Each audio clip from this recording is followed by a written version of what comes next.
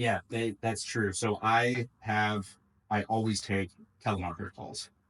Actually, I I have a story.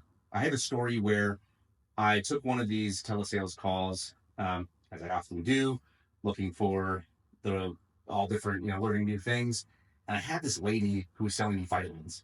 It was like, oh, you fill out this form, and I can send you 150 vitamins or whatever for free. Right? That was her pitch. Was like, it's going to be free.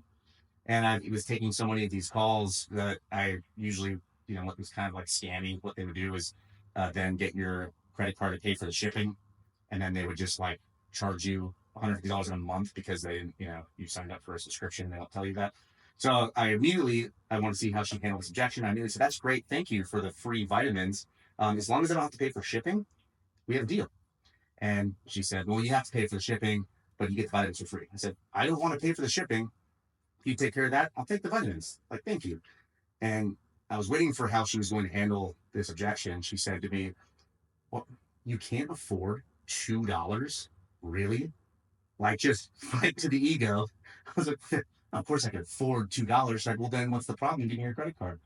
And I was like, blown away with how effective that was. I didn't, but like I was tempted to. I'd never been tempted to, with just the straight shots of ego in her confidence to say that to me, right? And so I don't incorporate that now on the phone, but I changed a lot about just the mental framing in how to approach telesales calls, right? At not acting like we're desperate for sales, but instead leveraging our status and credibility to go right for what is important to that individual. So that little vitamin sales story was like 10 years ago or something. Taught me a lot about telesales.